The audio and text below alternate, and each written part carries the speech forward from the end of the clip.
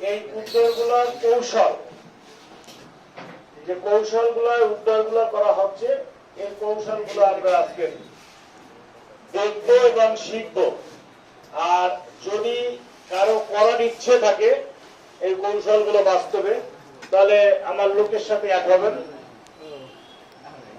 সেক্ষেত্রে আমরা 10টা পদ্ধতিতে এই কৌশলগুলো করে থাকি। এর ভিতরে 10টা কৌশলের ভিতরে 6টা কৌশল করে আমরা এককভাবে 6টা কৌশল করি। আর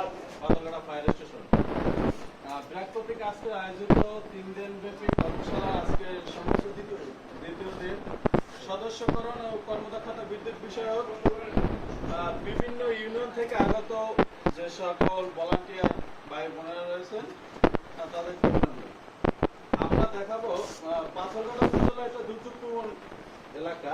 এখানে বিভিন্ন ধরনের অসুবিধা হয়ে থাকে, যার কারণে এখানে ভবন ধস, বিভিন্ন গ্রামের বসতঘর ভেঙে আটকা পড়া লোকদের করা হয়। তাই আপনারা জেনে থাকেন অগ্নি নির্বাপন এবং উদ্ধার কালে তাৎক্ষণিকভাবে যন্ত্রপাতি ছাড়া আহত এবং অজ্ঞান ব্যক্তিকে যে পদ্ধতিতে উদ্ধার করে বিপদপূর্ণ স্থান থেকে দ্রুততম সময়ে নিরাপদ স্থানে স্থানান্তর করা হয়, তাকেই মূলত এই উদ্ধার পদ্ধতি এক বা একাধিক ব্যক্তি করে থাকে। উদ্ধার পদ্ধতি 10টি, একজন ব্যক্তি 6টি উদ্ধার কাজ করে থাকে এবং 2জন ব্যক্তি 4টি উদ্ধার কাজ করে থাকে। তাই আপনাদের এখন দেখাবো, আমার সহকর্মী যারা আছে তারা দেখাবে যে একজন ব্যক্তি কিভাবে 6টি পদ্ধতিতে বিভিন্ন ভবন এবং বসত ঘরে আটকে পড়া থাকা লোকদের উদ্ধার করে। আমরা যে একজন ব্যক্তি যে 6টা পদ্ধতি উদ্ধার করতে পারে, 1 নম্বরে যে পদ্ধতিটা বলা হয়, 1 নম্বরে হলো হিউম্যান ক্লাস, 2 নম্বরে পিকে ব্যাগ, 3 নম্বরে ফায়ারম্যান লিড, 4 নম্বরে ফায়ারম্যান ক্রল, 5 নম্বরে কেডাল ক্যারি, 6 নম্বরে রিমুভাল ডাউন স্টেজ। আপনারা যে এটা দেখবেন, প্রথম দেখবেন হিউম্যান ক্লাস।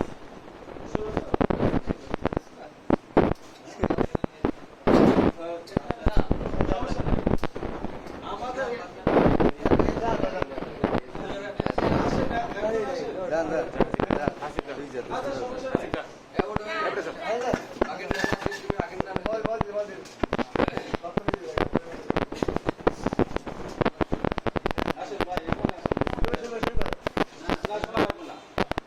আপনারা মনে করেন এই হচ্ছে ভিকটিম, অবদান বা বসত বাড়িতে সে আটকা পড়ে এবং তার একটা পা ইনজুর হয়েছে বা ভেঙে যেতে পারে বিভিন্ন সমস্যা, এক পা দিয়ে হাত ধরে এবং আরেক পা দিয়ে হাত কোন পায়ে ব্যথা পাইছে?